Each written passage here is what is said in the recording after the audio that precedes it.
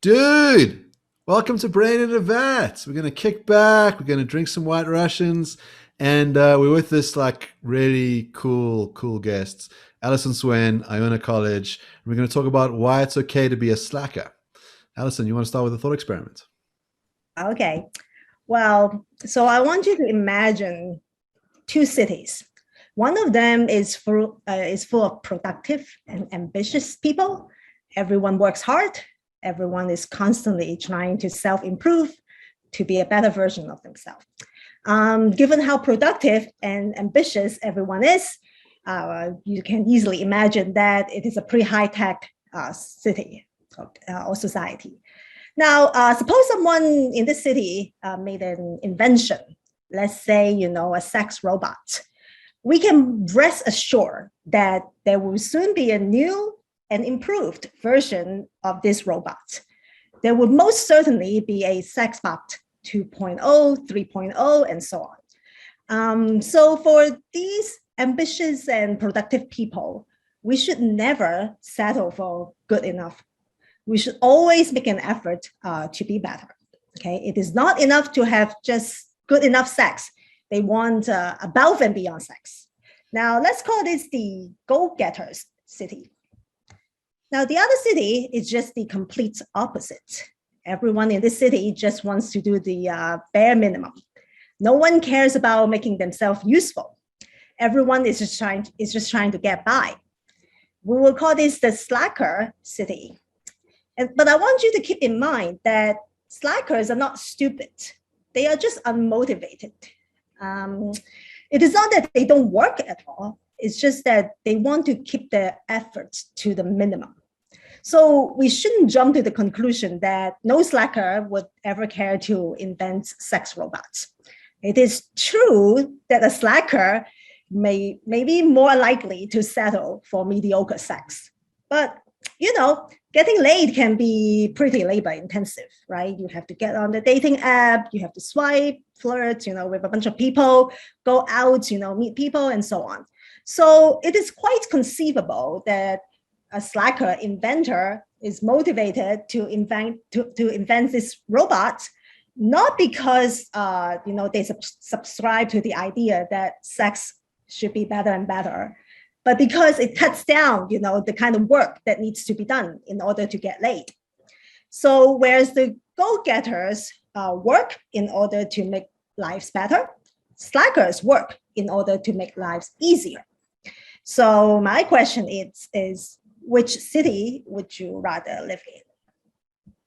So that's very interesting. So you're arguing that slackers can still be productive.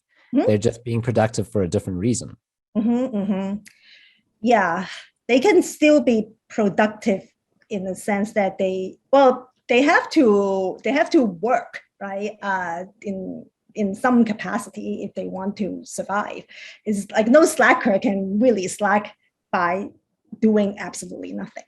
And I think that if you want to be a sustainable slacker, I think it is important that you know how much work you have to do in order to avoid people paying attention to you.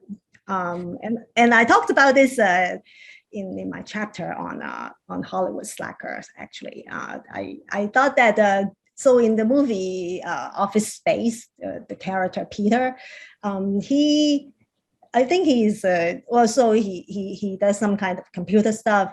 And at one point he pointed out that it is important for him, to do just enough work, because if he fails to do his job, then he will be on his boss's case, right? And he wouldn't be able to slack anymore. So I think that a sustainable slacker would actually have to at least do the job. So I find this fascinating because my personal life's goal is to be able to do nothing. And I work very hard for certain periods of my life, for a few years at a time, and save up enough money that I can lie around and do absolutely nothing. And I find that very productive. So while I'm doing nothing, I do the minimum amount that I have to do to stay entertained. And one of the things that I've done in the past is write a lot of science fiction novels. And sometimes people say to me, oh, but that sounds like a lot of work. So I've written 14 novels, and they look at me and they say, that's a lot of novels. Isn't it a lot of work to create those novels? And I say, well, yes, but it doesn't feel like work. It just feels like just enough effort that I can relax. Okay. So you are saying that you see fiction writing more as a hobby. Why would you feel like inclined to have to write those fictions though? I mean, why do you feel like you need to work a little bit? I mean, because presumably you don't need to write that, right? In order to. Yes, I could just vegetate the entire day if I wanted to. But if I write, then my mind is engaged, and it's not engaged for the reason that I think being engaged is good. In other words, I'm not working for working's sake, like in the city where they invent the sex bot in order to invent a sex bot because it's productive. I'm more like the lazy city where they invent the sex bot because they need to get their rocks off somehow, and they need to be satisfied, sexually satisfied. And this is the simplest way of doing it. So this is kind of like, I need to get my intellectual rocks off, and this is the simplest way of doing it. Okay. So fiction writing is like the sex robot for you. Okay. Yeah. All right. Yeah. So so the question is whether are you a slacker? Is that Yeah. So the question is, am I a slacker? And also, what exactly is a slacker? Are there different types? In my book, I define a slacker as someone who fails to achieve their potential, right? They don't live up to what is expected of them. So first of all, do you think that by, quitting your regular job and do the fiction writing, are you disappointing, anyone? Are you failing to achieve your potential? Because it seems that maybe you are just cultivating your other potential as fiction writer, right? And if that were the case, then you might not be a slacker. Oh dear, I feel feel like I've failed at even being a slacker. Yeah. So when Jason first told me that he was going to write a novel, he didn't say to me, I'm going to write a novel. He said, I'm going to write a string of novels so that they produce a passive income for me so that I can retire and never have to work ever again. So that slacker motivation, that idea of being able to lead a life of leisure that is supported through a passive sit on your bum income was the vision, but it required an enormous amount of work. So, for a couple of years, Jason wrote every single day and produced those 14 novels at an incredible clip, while motivated by this idea of being able to not do any of that at all. So I wonder about these different ways in which people can be slackers.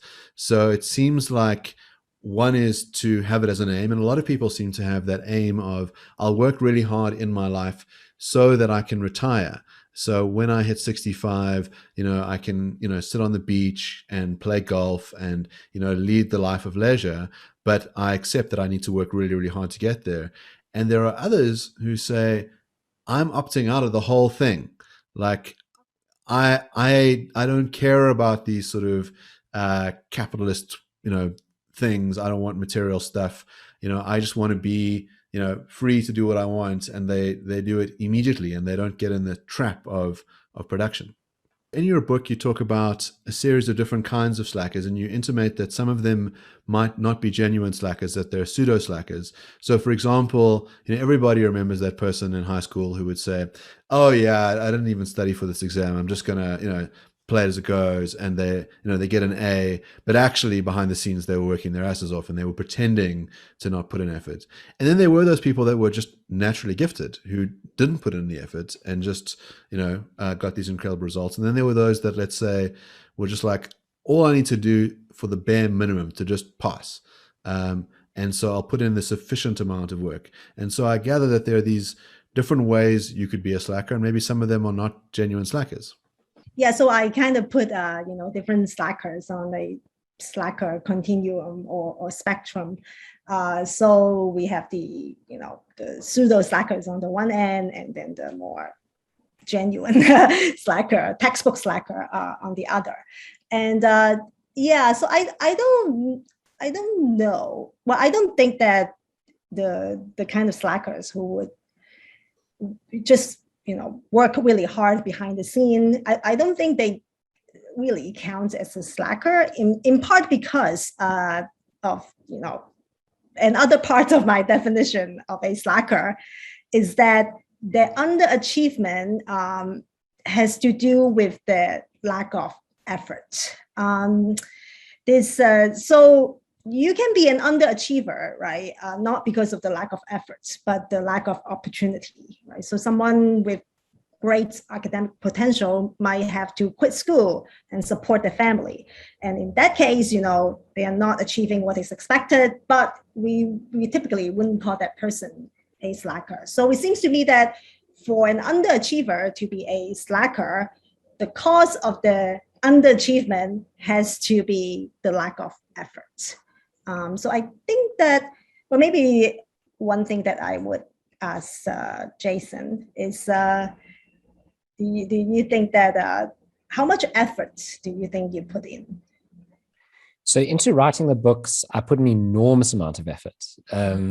Like day and night, my mind was on it all the time. It was all consuming. It was, as Mark says, it was an enormous amount of work with the goal of ultimately doing nothing. And it did not succeed. So after writing those 14 books, I was not able to live off this passive income from the books and now live this luxurious life. And I never got to do it, to live this like a lifestyle. Something which I'm curious about, when you're setting up the thought experiment, you said that in the city where no one is a slacker, that A, they have sex, and B, they have sex enough and are interested in sex enough to create a sex bot. And then to have the sex with a sex bot and to enjoy it and to improve it. I was wondering whether very productive people who are obsessed with productivity, who are the absolute opposite of slackers, whether they would have sex at all. And if they do have sex, are they having the kind of sex that one could really enjoy?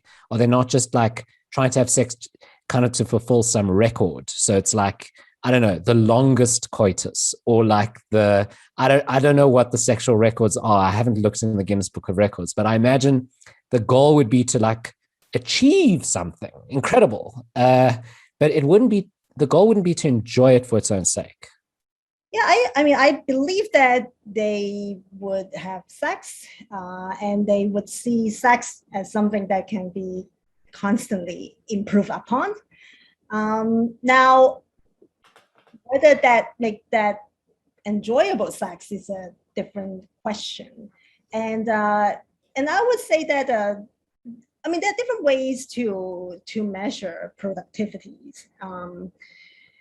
Because I think that, Jason, you are very productive because you're working on your fictions, right?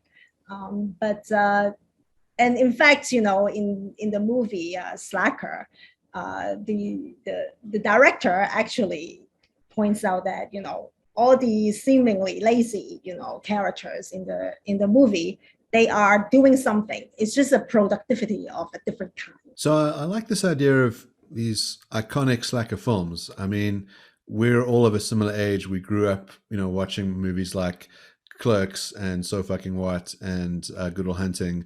And there's something very enchanting about a slacker in some way. And I wonder if it's this tension that you set up about not living up to your potential.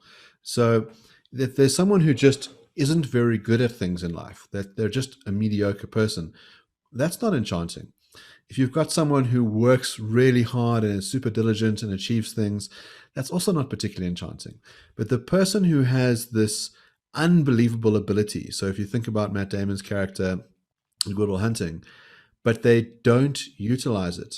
They sort of say, well, I'm happy to be in construction. So what if I could solve the hardest mathematical problems of the era? I don't feel like it. There's something enchanting about that tension, that sense of saying there's this potential that you could be tapping into and you're not. And that draws us in. There's something mysterious about them. There's something frustrating about them, but there's something that I think we all feel like we want to have that potential. Um, and maybe we're scared of actualizing it. So there's plenty of our listeners, I would imagine, who have written the greatest novel ever, and it's sitting under their bed. And they don't feel like releasing it into the world, partly because they're totally and utterly afraid of what that would mean to unleash it into the world, to have to confront the reality of the supposedly greatest book. And so there's the kind of thing a slacker can do often is, instead of confronting the reality of their deficits, they can live in the fantasy world of, well, if I really wanted to, I'd be amazing, but I don't feel like it. There is something, enchanting and mysterious about slackers. And I think that's why a lot of people would or have expressed to me that, oh, I am this slacker. Like they are kind of like, proud of it, almost, right? And I think that has to do with the kind of freedom that the slacker seems to enjoy, right? Because they are not subscribing to the cultural and social norm of being productive, or at least in the conventional sense. It seems that they are just living the life that they want, right? It seems that they are not, they don't care about what other people think or say, right? And I think that the whole idea of, oh, I just live the life I want to, I don't care about what other people think or say, it's very liberating. And so I think there's this perception of slackers being, liberating, that might be the appeal. I wonder whether there's not some objections, though, to the slacker lifestyle. So Mark has mentioned one of the advantages of being a slacker, which is this kind of enchanting attractiveness, the ability to have this incredible talent, just not exercise it. But I imagine at the same time, there might be some problems. I think traditionally, people look at slackers and say there's something wrong with that. I wonder what some of those objections would be. I mean, one of them that I can think of off the top of my head is that the slacker is not fulfilling his talents. He's not fulfilling his capacities. And of course, Mark said, well, that's an advantage, but I can also imagine it being a disadvantage, is that this slacker could have achieved certain things in the world, but didn't. And so those things never come into existence. So suppose, for example, a great artist, Picasso, decided to slack instead of creating his art, we would never have that art in the world. So there might just be an absence of goodness in the world or valuable things in the world. But then also in terms of that person's lifestyle, in movies at least, slackers are presented as being unhappy. And one of the arguments is, well, if you get off your bum and you do some work, you'll enjoy life more and you will be happier. So those are the two objections I can think of off the top of my head, is an absence of value in the world that's generated by slackers, or, that they don't generate valuable things. And then the second thing is that they could be happier if they weren't slacking. Like for that charge to stick, I think we have to assume a certain notion of happiness.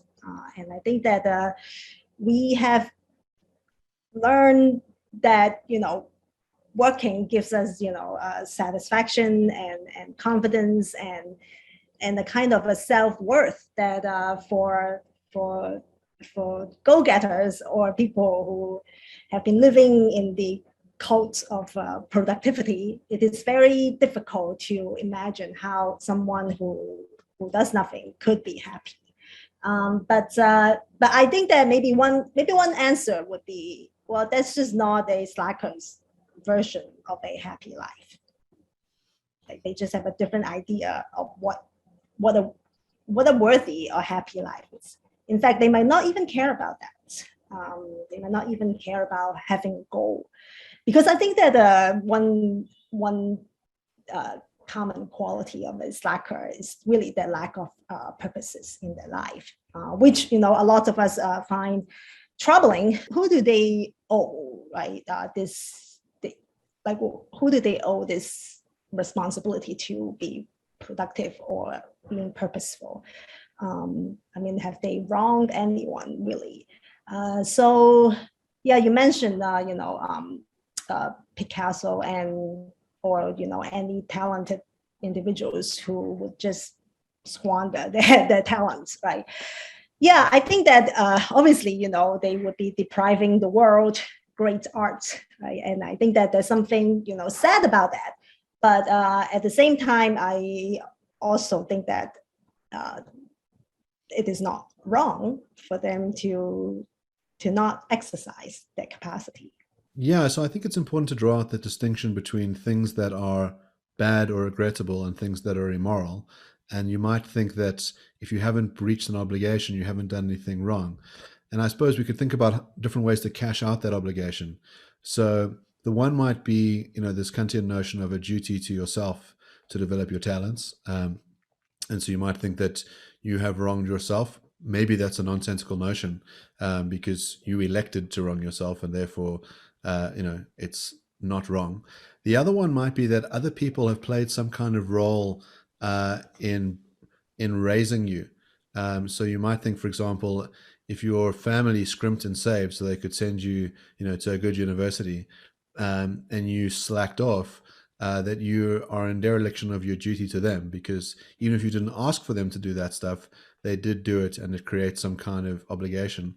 The other kinds might be where you're a free rider, so you're in a work group, and you're always doing the bare minimum, which means that everyone else has to do more work, and so that's creating obligations on them, and that is causing them to suffer some kind of a burden. And even if you haven't, let's say all you're doing is meeting the bare minimum, so you're not breaking an oath, you're still, everyone else is carrying more of a load than you, and in that sense, you've done something wrong to them.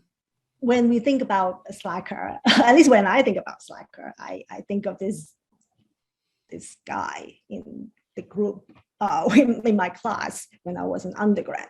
He never, do any work, right? And it's always, me who had to take notes, right? He was really, freeloading. And now I think what is objectionable really is his sense of entitlement. I think that's what we find troubling, not necessarily the slacking, because I think that you can slack without being a freeloader. Freeloading is a common but incidental quality of slacking. So that would be my reply to the freeloading problem. And other one, what we owe to our parents, to others. Yeah. So I think that, certainly a slacker wouldn't really care about being a slacker. They might not even think of it as a problem. It is typically, people around them who find that problematic, right? For example, the professors or, their parents. Well, parents get disappointed for all sorts of things. They get disappointed if you don't call home every night. They get disappointed if you don't marry a certain individual, right? So I guess I would have to see whether the fact that they raise you create an obligation for you to be a useful person for your parents. So we've just published a book based on 2 episodes that we recorded on the meaning of life. And one of our guests, David Benatar, he wouldn't present any issue here because he thinks there really isn't much meaning in life. But our other guest, Thaddeus Metz, thinks there is, and that meaning is very important. I'm not sure if he would go so far as to say it's the most important value in life, but it's very important. And the question I have is, could you live a meaningful life if you're a slacker? Well, you might not live a purposeful life if you were a slacker. And I think that having a purpose is typically, connected to meaning, right? I guess a slacker's response would be, what's so great about having a meaningful life? They just don't subscribe to the kind of values that we subscribe to as go-getters.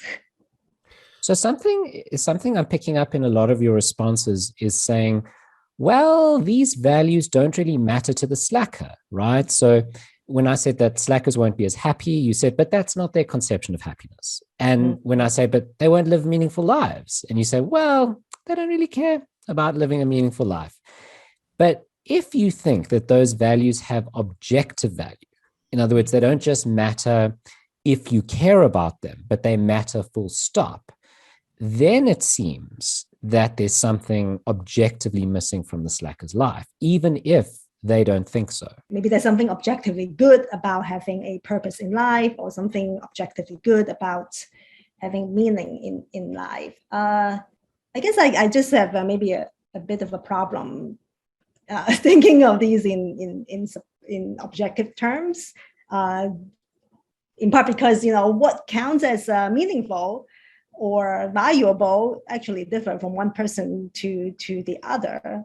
I guess I will have to, hear a case of why, having a meaningful life or purposeful life is objectively good.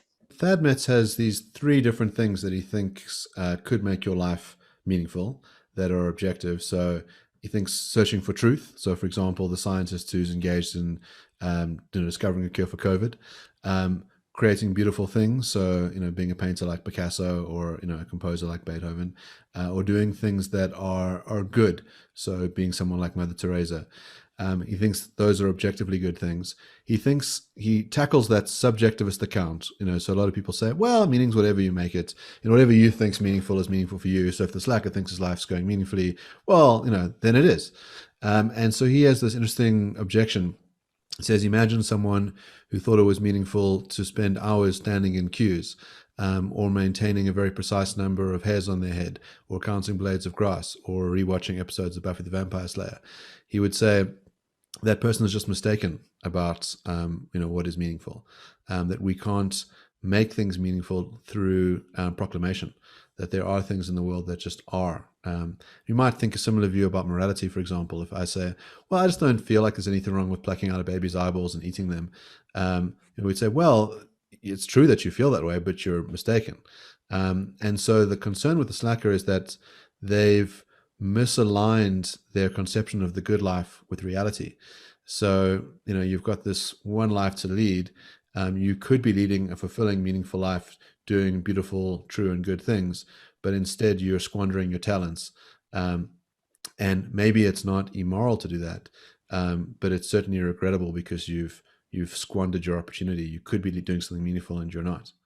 It is not that a slacker has a wrong idea of what makes something purposeful or meaningful. I would say that this is a question that is not even relevant to a slacker to have a meaningful life. It's like telling a vegan that, go to the supermarket, otherwise the pork is gonna, sell out. I think that's just not the kind of thing that they would consider relevant to their life. They just have such an income. I don't even know if they would reflect on their life necessarily, at least, according to my version of slackers, because I don't think of slacking. I don't think that one can use slacking to achieve some kind of a higher purpose. I think that would be self-defeating. So I have been very careful in my book to try not to impute any kind of a higher purpose to slacking. Okay, so you've resisted this move towards objectivism. So you've resisted this move that, well, meaning is objectively valuable, happiness is objectively valuable, and the slacker has the incorrect conception of meaning and the incorrect conception of happiness. And so, well, they're just wrong.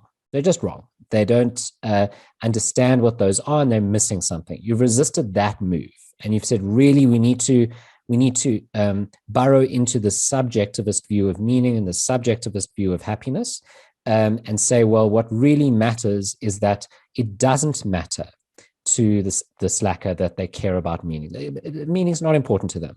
And their version of happiness is very different from the go-getters. And that's good enough. So how about a different kind of objection? So let's accept subjectivism, right? So let's accept that meaning is what you make it and happiness is what you think it is. Okay. What if I were to say to you as the slacker, let's just assume you're a slacker for a moment, Alison. What if I were to say to you, you will be much happier. You will find your life happier and believe that your life is happier if you were to stop slacking. In other words, right now, you do think that your life is going well as a slacker.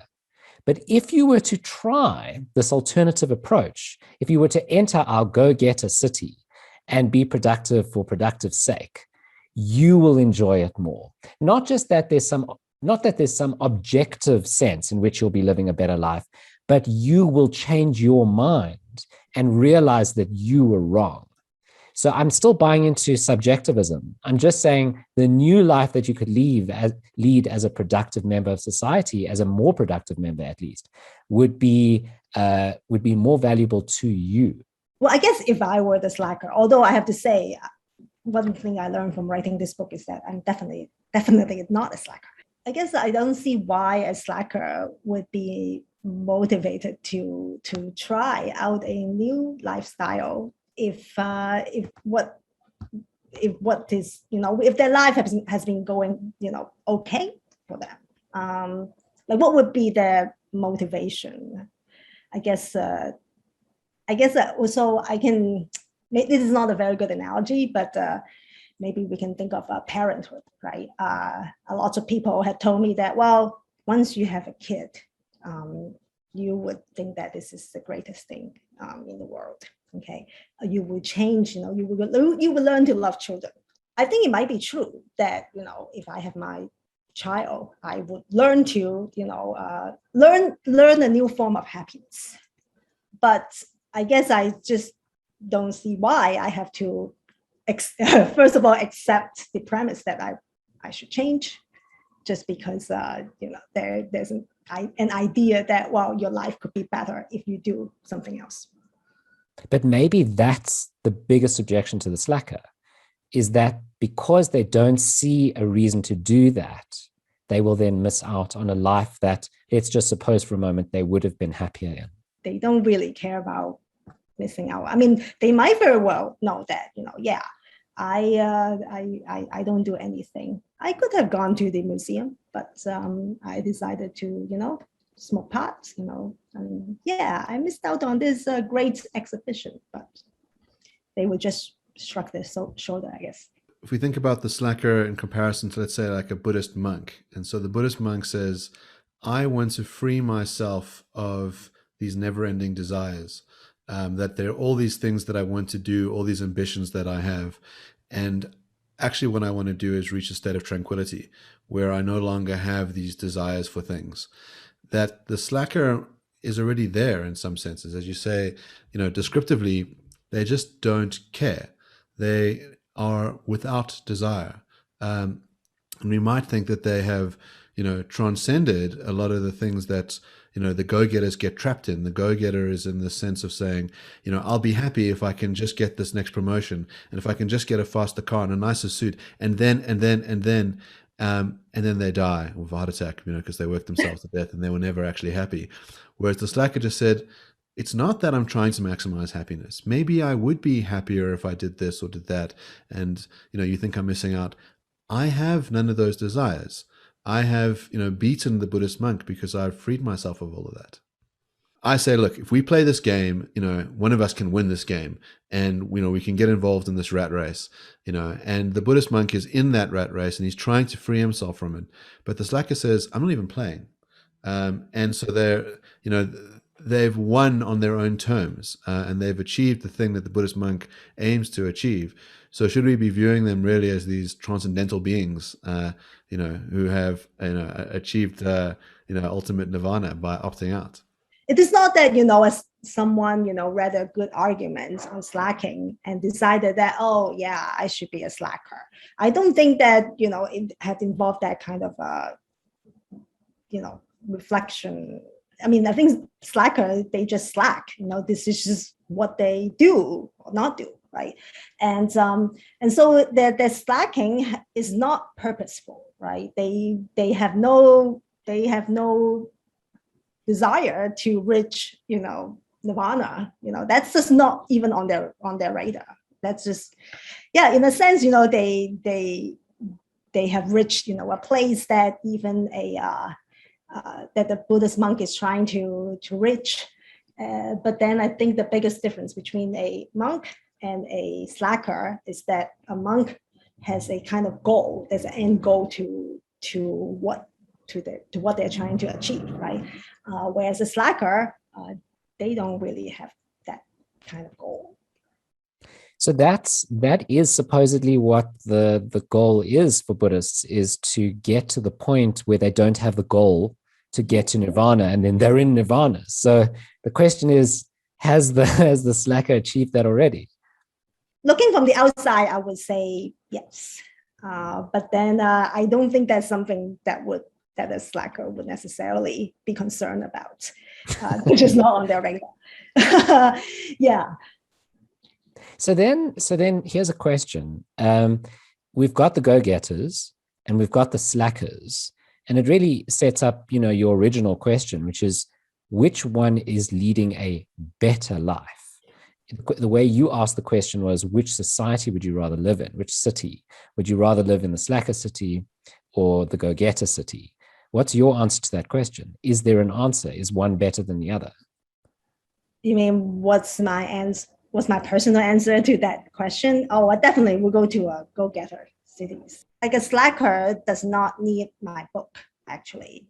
It is people around slacker who might have found their, slacking problematic that might find, my book useful.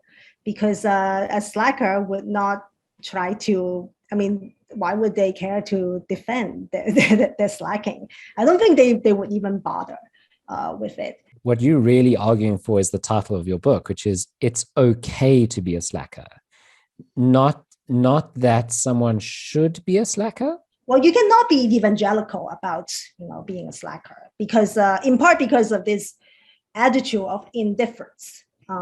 Being indifferent is not something that you can just acquire, right? You can tell yourself that, oh, well, I shouldn't care about this project, but that doesn't mean that you can make yourself not care about that project, right? So I think there's a difference between not doing anything because you are trying to not do anything, and not do anything because this is not what you, and not care about it. And I think the slacker would be the ones who would not care about it. And that's okay. Yeah, that's okay. I don't really want to promote, being a slacker. And I try to, make that clear in my book, because I think that maybe that's what some people are disappointed about, that the claim that I'm making might be too modest, or that they want a positive notion of slacking that is more than just, well, it's okay. So it's pretty obvious to me that Alison's going to pick the go-getter city. She's not the kind of person that's going to be satisfied with any old sex bot. She wants the Fuckatron 5000. But I have this thought, which is something that you deal with in the book, is this idea that we have venerated slackerdom during the pandemic. So, the thing that people have been told is stay the fuck at home. Like, the most noble thing that you can do is sit on the couch and just don't leave your house, man. Like, don't be so like consumed with this whole like going to work thing and like socializing. Like, the virtuous, wonderful thing that you can do for all of us is like just play some video games and like stick to yourself. And like all those slackers are like, we're ahead of you, man. Like, we've been doing this forever, and now this is the moral thing to do, right? And so you describe it as a kind of like plot twist to the book, right? There's obviously a book that you've been working on, before the global apocalypse got started. And the slackers were sort of sitting on their couch, like not really like too bothered with the whole thing. They're like, yeah, we're fucking ahead of you guys, without even trying. Yeah, that's very interesting. Yeah, so I actually wrote a pretty big chunk of the book during the pandemic, and I thought a lot about how our notion of productivity and slacking might have changed because of the pandemic. So yeah, for one thing, yeah, Mark is right that being a slacker is something that people would promote, right? Because they want, especially during the lockdown where they want everyone to stay home, right? So the idea is the not the slogan, but the saying that someone would say something like, "Well, just sit at home, be a slacker. Do your part, be a slacker," right? And I think that it is interesting that they are saying, "Well, just watch telly and not go out," instead of saying, "Well, just write a book at home and not go out." So it seems that there is something interesting going on because they are actually making slacking something patriotic or something that is moral, right? That by slacking you are actually helping out other people. So I think that there's a very important there's a very interesting move in the narrative that I hear during the pandemic. So especially, at the beginning of the lockdown last year, there are two trends, right? So on the one hand, you have the go-getters wanting to, well, I'm going to start this new, gym routine. Okay, I'm going to, make this bread. I'm going to. So a lot of people actually started doing a lot of things that they didn't have a chance to do before the pandemic. And I would say that that's a pretty go-getter attitude because they still want to be useful, right? Even though they're at home. But then on the other hand, we also have, the narrative that, well, okay, these are the, 10 movies you can watch while you stay home. And I think that it was in California where just right before the lockdown, the dispensary for marijuana, there was a long line for it. Right? So it seems that, a lot of people were also excited about this opportunity to finally, have the license to slack. So I think that the pandemic actually maybe alter what productivity means for us. So one of the big advantages of slacking, I presented a whole lot of objections, but as someone who would love to be a slacker, although I think that might rule me out because the slacker wouldn't want to be a slacker, they just would be. So maybe by definition, I'm just not. But as someone who envies slackers, it seems to me that people who are go-getters and only go-getters, in other words, they never stop being go-getters, they work and perhaps earn a lot of money and they're very successful. But when it comes to enjoying that success, how would they do that in the best way possible? How would they enjoy it the most it could be enjoyed? It seems like if you were to give all those resources to the slacker, they would do a much better job of it, a much better job of enjoying it.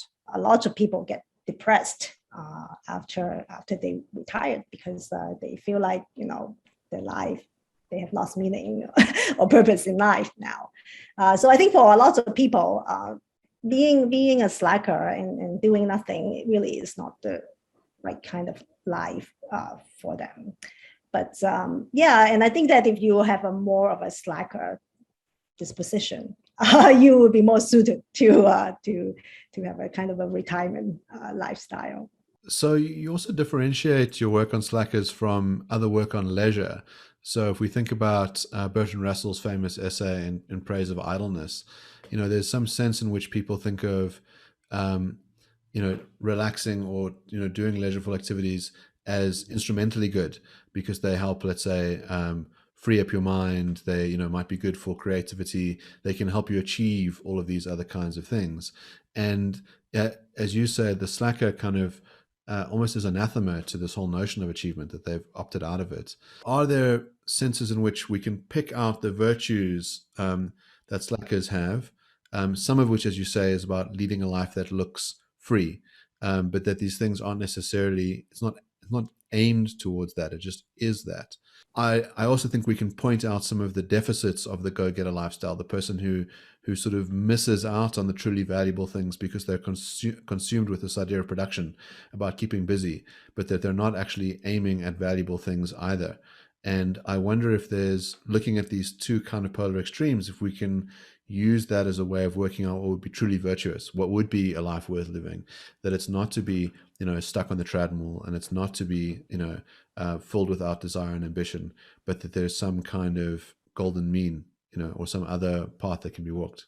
Yeah, so I think this might be a question that is more relevant to a go-getter than a slacker, because I think that if you were a go-getter, right, you wouldn't want a kind of life that is completely devoid of meaning or purpose, but then they can also rationally see that having being productive for productivity's sake is also not a healthy way of living. So I think for the go-getters, it is important for them to try to think about, right, what is the happy medium. But I guess I'm not sure if a slacker would be inclined to find that medium. The slacker who's motivated by a life of convenience and might work very hard to get there. And, we talked about, Jason's idea of working very hard to live off passive income. But if you think about, some of the most financially successful inventions of, the last couple of years, it's all about making things easy. So, it's like, dude, wouldn't it be amazing if I didn't have to leave my house and I could just, order in my own toilet paper and it would arrive within a few hours? Well, Amazon does that for you. Like if you want, some of the best restaurants in your area and you don't want to leave your house, well, Uber Eats has got you covered. And those are, multi-billion-dollar industries. And they're all premised around this idea of trying to make things as simple and convenient as possible. But it must require an enormous amount of work. If you're Jeff Bezos, and you want to build up the biggest logistics company in the world, it takes you 27 years before you finally get a kick back and relax. But you've made a lot of other people's lives rather convenient along the way. The fact that our life is made easier by services like Amazon is actually, predicated on the labor of other people as well. So it's not so much that the labor just disappear. It got redistributed to a different group of people. Yeah, I suppose maybe in some sense that's the kind of, slacker attitude, which is, if I can derive the benefit without having to do the work myself, that would be great. So, the freeloader who says, well, if you're willing to take the notes for me in class and you hand them over, that's awesome. So if other people are going to work in that factory and do all this hard effort and I'll derive the benefits, perfect. And there's some sense in which, there might be something virtuous in that, right? That if you never sub-delegated any of your tasks, it would be very hard to become excellent at something. One of the things that I think is the most despicable about Bill Gates is that he washed his own dishes with his wife. I think that there's something like that makes me think there's a moral monster lurking beneath. If you're really good at things, you shouldn't be wasting your time doing menial tasks. So maybe there's something to be said for trying to, smooth the way so that you can do things that are genuinely important. And the slacker kind of gets that. I wonder if there's some sense in which it's important to be a slacker in certain aspects of your life. That you kind of need to be a bit indifferent to certain things in order to be excellent at others. The kind of slacking that you are talking about is more similar maybe to Russell's notion of leisure, which is, we need to have enough leisure for everyone so that we can advance our civilization. So that really is what motivates him to advocate for, I think he believed that we should not work more than 6 hours per day. And he also believed that, everyone should be able to enjoy, having this leisure time and not just the powerful and the rich. But then ultimately, there's a goal to leisure for Russell, which is, we need to advance civilization and humanity. So I've got an objection. Suppose I were to come on the show and I would say, it's okay to be a serial killer. It's okay. And it's okay for all the same reasons. You've mentioned it's okay to be a slacker. So if someone were to object to me and say, well, being a serial killer is immoral and your actions will result in harming others and disappointing others and hurting others, I'd say, well, serial killers just don't think about that. They don't worry about that. It's just not part of their conception of morality. And if you would say to me, well, what about you failing a duty to yourself? You would be a much better human if you were to not commit serial murder. And then I respond, well, the serial murder doesn't have the same conception of self-fulfillment and living a good life as you do. And the serial killer's conception of a good life is just as valid as anyone else's. And if you were to say, well, the serial killer's life is not meaningful, I'd say, serial killer doesn't care much about meaning, or he has a very different conception of meaning. The conception of meaning that the serial killer has is a life where he gets to snuff out the life force of as many people as possible. That's the most satisfying, meaningful life. Surely I could just present exactly the same set of responses as you have, and yet it seems like the serial killer's responses, or at least the person defending serial killing, wouldn't be presenting a good argument. Is a slacker really harming everyone? Differentiates a slacker from a serial killer is that with slacking, you are just, you just don't make contribution, okay? But with killing, right, you are harming another person. And so for that reason, right, we can condemn that, right? But I think that you are right, that you be like a sociopath might present similar,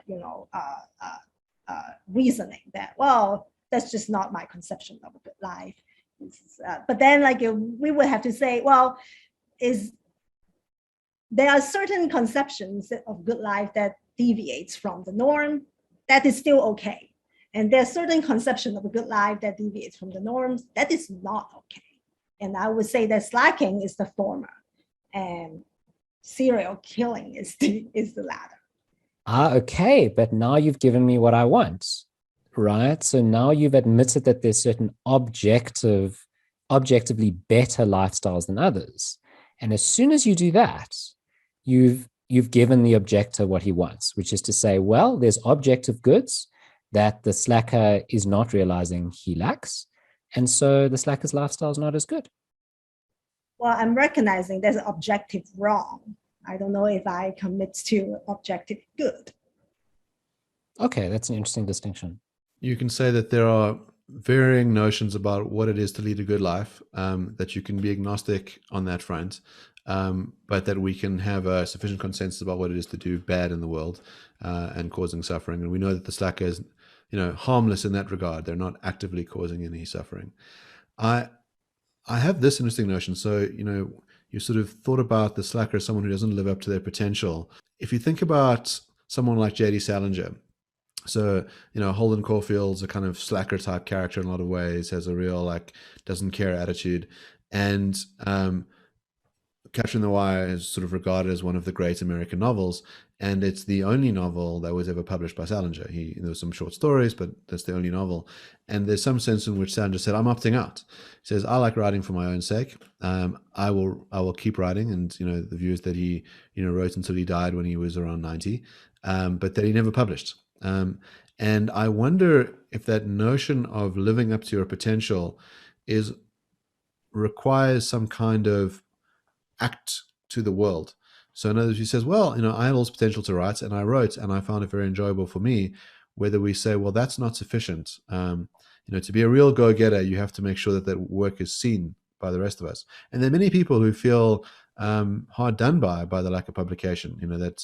People really want to read those Salinger stories and they feel like they're missing out on something beautiful because it was not provided to them. And I wonder if there's a tension to my mind. On the one hand, the reason why we think so highly of something like Catcher in the Rye is because we know of the potential of the author. People really want to read the other stuff. It's this great mystery. and maybe those books could never live up to our imagined idea of the book, and that's what the value is. Or is it we just like the books, please, and your failure to give it to us is somehow wrong? It's one thing to say I could write the great novel, but I'm just not going to do it. It's another to say I did write the great novel, I'm just not going to show it to you.